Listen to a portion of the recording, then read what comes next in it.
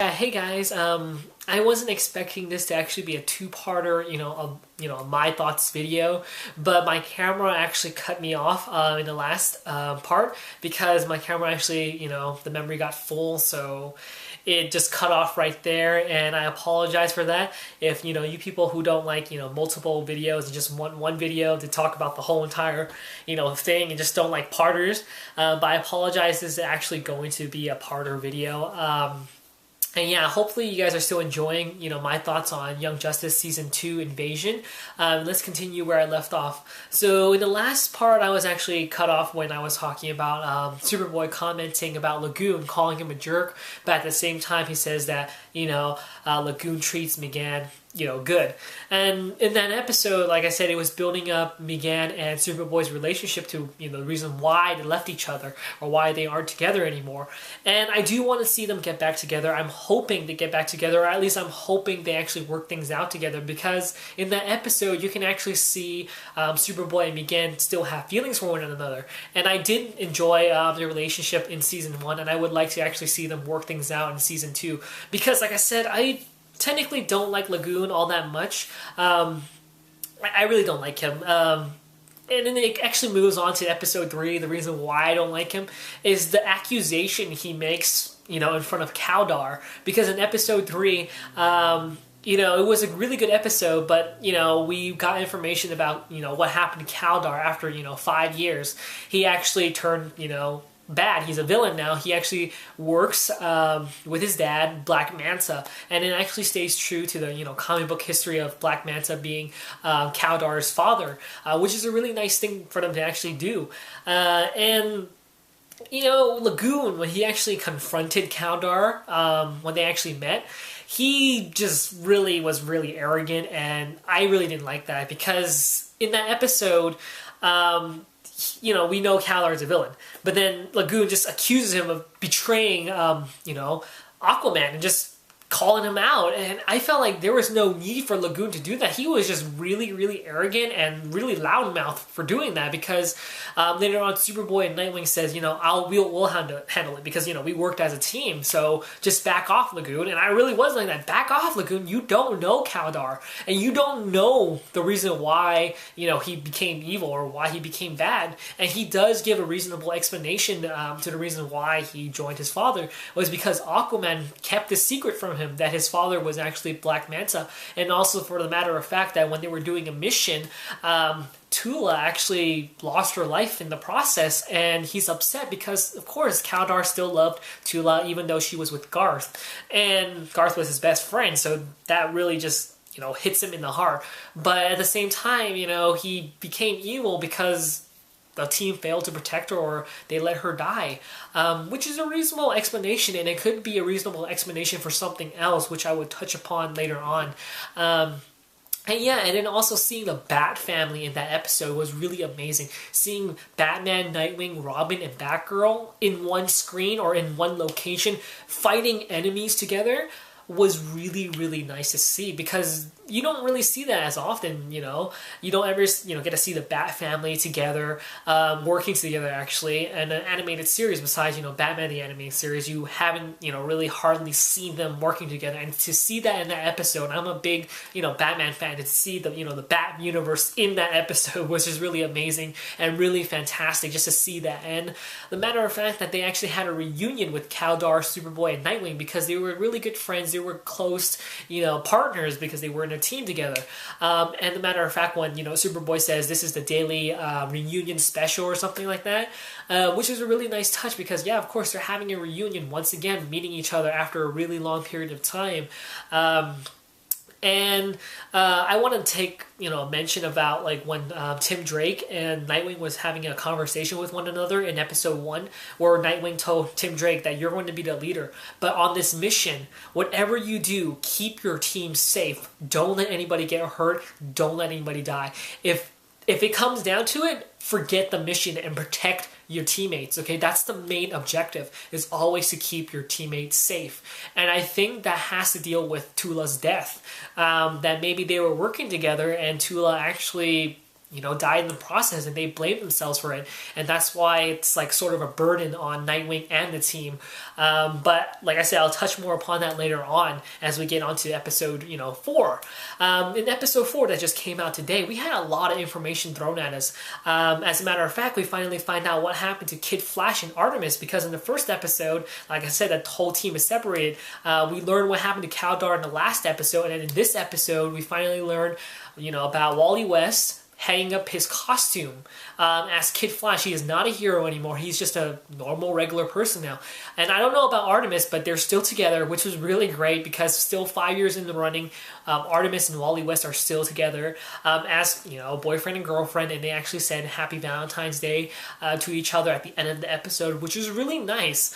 And also in that episode, we learned that Roy Harper, also known as Red Arrow or the clone of Red Arrow, is actually married to Jade, also known as Cheshire, and they have a child together.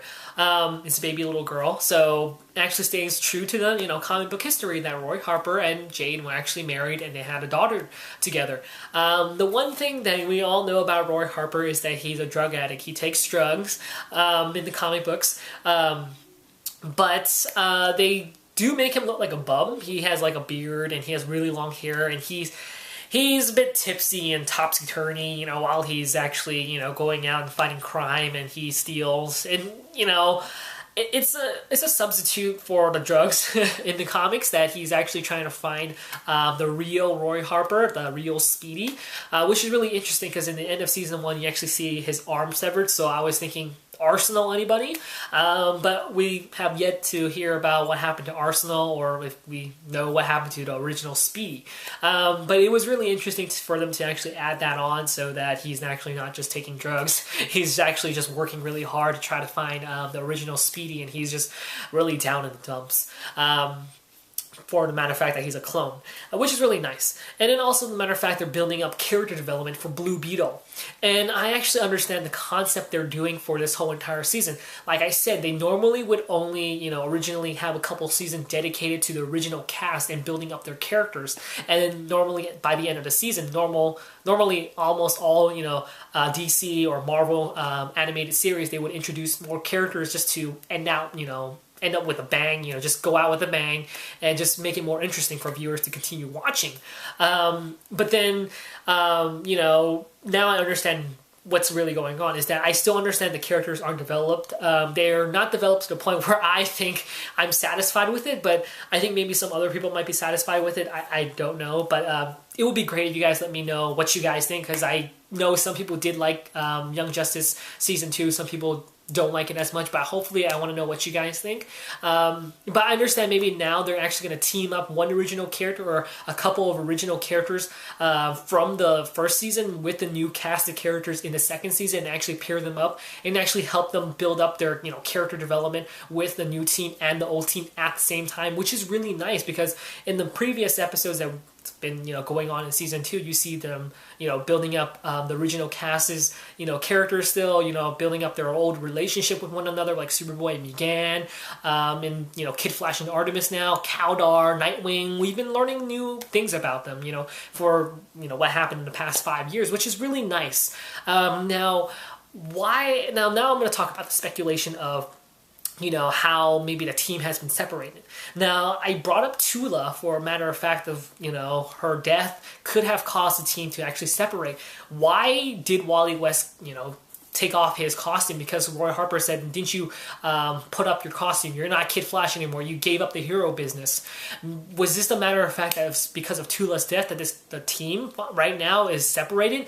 Maybe that's why Megan and Superboy aren't together, or maybe there was a good reason for that mission to actually cause a team, to separate, which would be interesting. I'm hoping they would explain more of why the team isn't together anymore, or why Wally isn't a hero, or, what's going on with the team, with the old team. I want to know what happened to Tula also, which would be interesting. Maybe they would touch upon that to see why the team's been separated, because, I don't know, maybe Tula's death.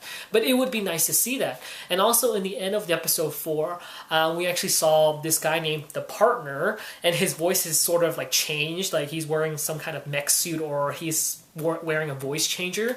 Now this before I, even watched Young Justice Season 2, when I heard about Young Justice Invasion, I took Invasion into account and thinking about, Blue Beetle should be in a series because Invasion means, alien invasion. So if there was an alien invasion, we gotta have Blue Beetle, right? The Reach invading Earth? Hopefully, maybe? Well, something almost confirmed that for me because of the fact that this partner guy had this sort of mechanical, I don't know how you say it, Sonic Blaster, and it sort of did resemble Blue Beetle's Sonic Blaster, which was almost exactly the same, unless he was actually holding a gun, Sonic Blaster, but I don't know. It did look like his, and I was thinking that maybe, because in his size, he also had like this, like, a sort of like hunch over his shoulder, like just like something like would wrap around his shoulders, sort of like how Jaime has the wrap around Scarab Beetle's, tentacles or what, something like that around his shoulders, which was interesting. And I was like, maybe it's the Reach. I don't know. That's just my guess. It would be interesting to actually see the Young Justice team and Justice League versus the Reach, which would be interesting and cool. And it would be nice to actually see Jaime still fight his demons against the Blue Beetle Scarab, because as a matter of fact, we still see the Blue Beetle Scarab is still rejecting human, thoughts and kindness, because they still... Like, the Blue Beetle Scarab still talks to Jaime. We see that in episode 4.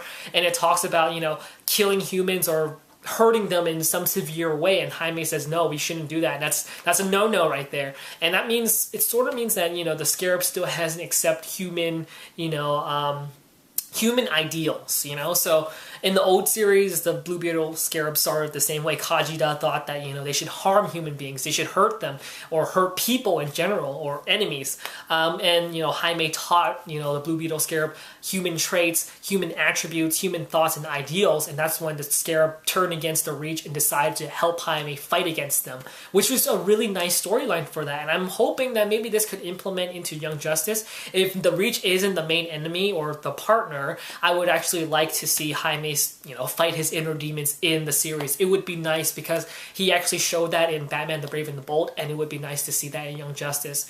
What I think about the series right now, as you guys are listening to me talk about it, I really do like it. There's a lot of speculation, a lot of ideas to come out of it, and it's opening a lot of doors. Someone actually mentioned that to me, and I actually accept that now. Yes, a lot of doors are opening, and I see it, and those doors that are being opened are wonderful to see. And I'm really, really anticipating to see how the storyline is going to go. We have only like 16 episodes left, or maybe about 16 or 17 episodes left of this season. So it would be interesting to see what's going to happen next. Building up Batgirl, Wonder Girl, every single other character, I would like to see that. And also building up on the old team. And I would like to actually see the old team actually come back together. Kaldor, Nightwing, Megan, Superboy, Kid Flash, Artemis, Zatanna, even Rocket, I want to see these people, I want to see these heroes come back together, work together at least for one episode, just one episode. It would be nice to see them work together again, even if it's at the end of the episode, end of the season. It would be nice,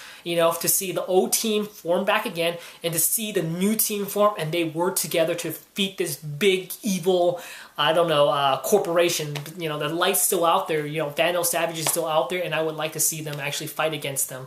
And yeah, I really like the series right now. I'm loving it again. I'm not hating on it anymore, or I'm not disliking it. I really do love the series yet again, and I'm excited to see what's going to happen next. I'm always anticipating the next episode. Can't wait to see what happens in Bloodlines, because I heard in Bloodlines they would have to deal with the 3 Flashes, meaning Wally West, Barry Allen, and actually the old Flash, Jay Garrett, which would be interesting to actually see 3 Flashes, because they actually did that in Batman the Brave and the Bold, and it would be nice to see it here. So yeah, hopefully you guys like my thoughts on this series, or how the season's going right now, and I really do love it. So yeah, that's my thoughts on Young Justice Season 2 Invasion. Hopefully you guys like this, and we'll talk to you guys later.